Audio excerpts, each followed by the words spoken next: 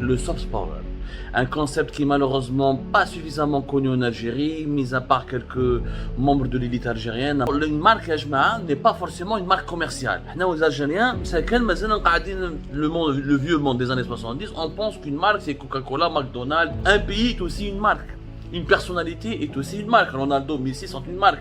Le dernier classement mondial des soft power, le top 10 des pays africains les plus influents dans le monde, l'Algérie fait partie des 7 pays les plus influents en Afrique, des 10 pays les plus influents en Afrique, mais elle est à la 7e position. Le troisième pays le plus influent en Afrique, c'est le Maroc. Même Nigeria, même le Rwanda nous a dépassé. Le Maroc, il a réussi avec sa diplomatie. Les festivals internationaux des films à Marrakech, Mawazine, il fait les activités culturelles, le pays est ouvert. Les Marocains, par exemple, arrivent à bien exporter leur cuisine, à bien exporter l'image de leur pays, ils arrivent à vendre les paysages de leur pays. Et pourtant, nous avons un pays beaucoup plus grand que le Maroc, des paysages beaucoup plus diversifiés que le Maroc. Nous avons une cuisine encore plus diversifiée que la cuisine marocaine, et pourtant, c'est la cuisine marocaine qui est connue, c'est pas la cuisine algérienne. C'est pas normal. Voilà, aujourd'hui nous allons parler d'un sujet très important sur lequel peut-être on ne s'attarde pas assez, le soft power. Un concept qui est malheureusement pas suffisamment connu en Algérie, mis à part quelques membres de l'élite algérienne, la majorité des Algériens et des Algériens, mais il le concept de soft power. Chaque année, il y a un cabinet britannique qui s'appelle Brand Finance. Ce cabinet il est ultra connu dans le monde parce qu'il est spécialisé dans l'analyse des valeurs et des marques. C'est-à-dire sa spécialité, c'est comment évaluer l'importance d'une valeur d'une marque. Or, une marque Ajmaa n'est pas forcément une marque commerciale. Nous, aux Algériens, le vieux monde des années 70, on pense qu'une marque c'est Coca-Cola, McDonald's ou la Pepsi. Non, une marque ne peut pas être uniquement une marque commerciale. Un pays est aussi une marque. Une personnalité est aussi une marque. Ronaldo, Messi sont une marque. Un pays est une marque. Une marque, c'est tout ce qui peut évoquer comme symbole dans la conscience d'un être humain. Et un pays peut évoquer des symboles, peut évoquer des valeurs, il peut avoir de l'importance. Donc c'est pour ça que chaque année, le cabinet britannique Brand Finance réalise une enquête d'opinion auprès de 100 000 personnes à travers le monde, à travers 100 pays, pour évaluer l'influence des pays de 100 pays à travers le monde et pour déterminer quels sont les pays qui ont le meilleur soft power. Alors le soft power c'est quoi? C'est très important d'en parler de ces concepts parce que c'est ça le cœur de tous les débats, que ce soit politique ou économique. Le soft power est un concept qui a été créé par un universitaire américain qui s'appelle Joseph Nye. Joseph Nye, il a créé ce concept de power pour définir la capacité d'un État, d'un pays à influencer ou à orienter les relations internationales en sa faveur par un ensemble de moyens qui ne sont pas militaires. Et sans recourir aux armes, sans recourir à la menace, il arrive à influencer les autres pays à travers le monde pour orienter les relations internationales en sa faveur. Ça peut être la culture, ça peut être le sport, ça peut être le cinéma, ça peut être la littérature, ça peut être les arts, ça peut être le mille et une choses, mais ça soit pas... Il faut pas que ça soit des armes. D'abord, le soft power. Le développement du concept du soft power a donné naissance dans le marketing à une nouvelle spécialité. La spécialité est le nation branding, la nation branding, qui est une spécialité de communication qui consiste à promouvoir l'image d'un pays et à considérer un pays comme une marque pour essayer de séduire les étrangers ou les autres pays du monde afin de défendre les intérêts commerciaux, la politique ou la diplomatique de ce pays. Donc, c'est des concepts qui, malheureusement, en Algérie, ne sont pas connus. La preuve, le dernier classement mondial des soft power, le top 10 des pays africains les plus influents dans le monde, à travers le rapport Soft Power Index 2022, l'Algérie est en train de reculer. Parmi les pays, sur la liste des pays les plus influents en Afrique, par exemple, nous sommes en train de reculer. L'Algérie fait partie des 7 pays les plus influents en Afrique, des 10 pays les plus influents en Afrique, mais elle est à la 7e position. On n'est pas à la 3e, ni à la 2e, ni à la 4e, ni à la 5e. On est à la 7e position.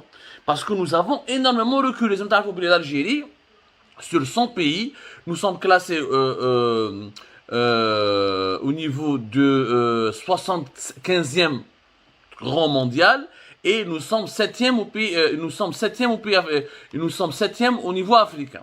Nous sommes dépassés par pas mal de pays, maintenant le Maroc et l'Égypte. L'Égypte est considérée comme le pays le plus influent en Afrique. Le deuxième pays le plus influent en Afrique est considéré que c'est l'Afrique du Sud. Le troisième pays le plus influent en Afrique, c'est le Maroc. Même Nigeria, même le Rwanda nous a dépassés. Le petit Rwanda nous a dépassés. On va analyser cela petit à petit. Donc, qui est le soft power? Qui est le nation branding? Naissent en Algérie, malheureusement, les dirigeants algériens croient que leur influence, c'est l'armée. C'est pour ça que l'indépendance du pays, on a la fête de l'indépendance du pays, la célébration de l'indépendance du pays a été une erreur de la réduire uniquement à un défilé militaire. Ce n'est pas l'armée qui garantit, ou la puissance militaire qui garantit à un pays sa influence sur la scène mondiale. La preuve, la Corée du Nord, elle a l'arme nucléaire, elle a l'une des armées les plus puissantes du monde. Même les Algériens, qui disent que la Corée du Nord, ils disent que la Taïf. C'est pas un pays influent. C'est pas un pays qui influence positivement les autres pays à travers le monde. Et pourtant, il a l'arme nucléaire, il a une grande armée. Ça ne veut rien dire. T'as la Corée du Sud, qui n'est pas connue comme étant une puissance militaire, et qui a une armée importante, mais qui n'est pas connue comme une puissance militaire. Mais elle est très influente, ouais, parce qu'il y a un homme LG, parce qu'il y a un homme Daewoo, parce qu'il y a un homme Hyundai, parce qu'il y a un homme Samsung, ou maintenant la Corée du Sud, on va dire au cinéma. شفنا les séries, on va dire في Netflix, c'est des séries sud-coréennes. Il y a des clips sud-coréens qui font ravage à travers le monde. Et bien la Corée du Sud, qui est moins puissante militairement que la Corée du Nord et qui n'a pas l'arme nucléaire, elle est plus influente que la Corée du Nord. Parce qu'elle véhicule une image d'elle-même beaucoup plus positive et les gens ont plus de sympathie pour la Corée du Sud que pour la Corée du Nord. On a fait l'exemple, malheureusement l'Algérie. Nous avons une culture, nous avons une grande histoire, nous avons une grande cuisine, nous avons un beau pays, nous avons des paysages de folie, mais notre pays, il n'est pas influent en Afrique.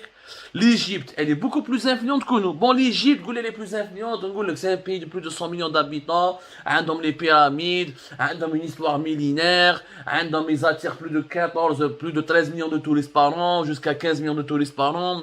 Malina, je peux le comprendre. Mais le Maroc, pourquoi le Maroc serait plus influent que l'Algérie? L'Afrique du Sud, par exemple, a été classée deuxième pays plus influent en Afrique, parce qu'elle a de grands médias, ils ont un grand secteur de communication, ils ont des grandes universités sud-africaines. Les universités sud-africaines accueillent beaucoup d'étudiants étrangers, elles sont classées parmi les meilleurs en Afrique et parmi les meilleurs au monde. Une production de sciences, une économie qui est diversifiée, qui est intéressante.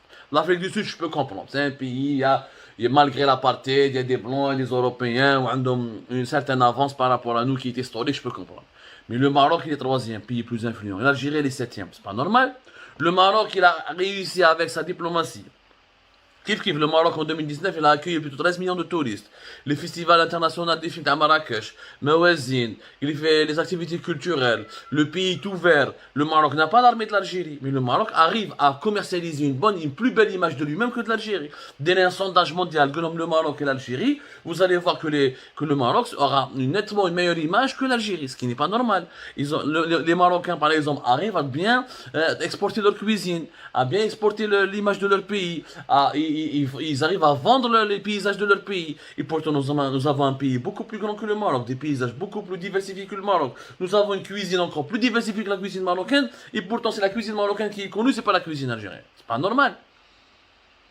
Sur le Maroc et l'Algérie, c'est comme la Corée du Sud et la Corée du Nord. Un pays qui est beaucoup plus militarisé que l'autre, mais qui est moins influent que l'autre, parce que l'autre pays est moins militarisé, mais là, il va utiliser la culture, le cinéma, l'art. Beaucoup de grandes productions américaines sont produites au Maroc. Le tourisme, la musique, l'art, l'ouverture sur le monde permet au Maroc de tirer son épingle du jeu. Et donc, il est considéré beaucoup plus influent que l'Algérie. C'est normal. Qu'il y ait des pays, le Nigeria, par exemple. Le Nigeria, plus grand pays, géant africain, plus de 200 millions d'habitants. كارثه نيجيريا وحده بمشاكل كبار بوكو حرام les kidnapping des enfants المصايب etc. Mais malgré ça le Nigeria est considéré plus influent que l'Algérie. Pourquoi? Pourtant le Nigeria il a du pétrole, l'Algérie a du pétrole et du gaz comme le Nigeria, parce que le Nigeria il a du cinéma. Le Nigeria a Nollywood, c'est pratiquement aujourd'hui le Nigeria produit plus de films que l'Inde. Il est juste derrière Bollywood, il est juste derrière Hollywood, au niveau de l'influence, au niveau du nombre de films. Le Nigeria s'est imposé grâce à son cinéma. Il y a des séries aujourd'hui sur Netflix qui viennent du Nigeria. Il y a des films du Nigeria qui font le tour du monde. Le Nigeria arrive avec son cinéma à influencer les autres pays africains dans l'anglophone, le cinéma nigérian.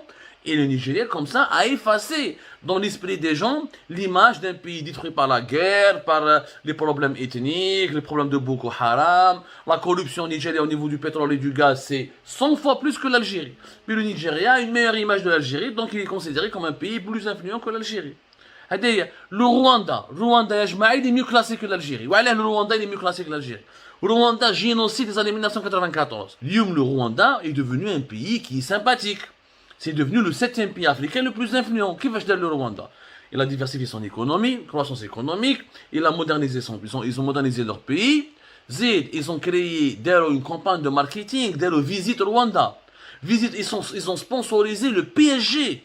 Le petit Rwanda a sponsorisé le PSG. Vous vous rendez compte?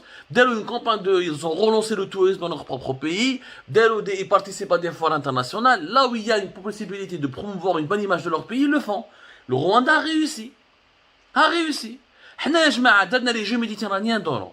علاه ما درناش دي بوبليسيتي مع ان غران كلوب اوروبيان سيدي ماشي مدريد مارسيل ولا ليل ولا ما على باليش ان كلوب en Europe ولا en Angleterre etc. Les jeux méditerranéens d'or. On a attiré combien de touristes? Nada. On a travaillé, on a pu promouvoir l'image de notre pays? Nada. Ça s'est passé dans pratiquement l'anonymat total. Mis à part les Algériens, واحد ما دار عليهم les jeux méditerranéens d'or. On a fait un gros ratage. Pourquoi pas on ne fait pas comme le Rwanda, visite l'Algérie? On travaille sur la belle image de l'Algérie. On a essayé de le faire à l'époque du régime Bouteflika. Ils ont voulu même utiliser l'image de Zinedine Zidane avec l'opérateur Orido à l'époque. On m'a dit que Zinedine Zidane il voulait le récupérer politiquement. Je peux dire à la Bouteflika où il a pris ses distances. Mais nous avons des personnalités mondiales, très connues dans le monde qui sont d'origine algérienne. On aurait pu les utiliser, on aurait pu les exploiter leur image, on aurait pu développer le tourisme dans notre pays, on aurait pu travailler sur l'image de notre culture, dans notre histoire, dans notre cuisine. Nous avons suffisamment d'atouts pour être le pays le plus influent en Afrique. Mais malgré ça, on se fait dépasser par l'île Maurice ou par le Rwanda. Parce que nos dirigeants n'ont pas de stratégie.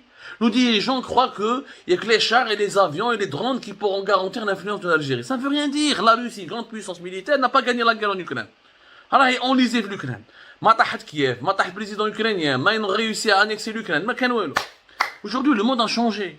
Aujourd'hui, le monde, il y a ce qu'on appelle les équilibres des terreurs. Tu as une armée puissante, avec le développement technologique des armes, un petit pays, il peut être aidé par une autre grande puissance, la guérilla, contrecarrant, les attaques cybernétiques, etc. Ça ne veut plus rien dire posséder des chars et des avions.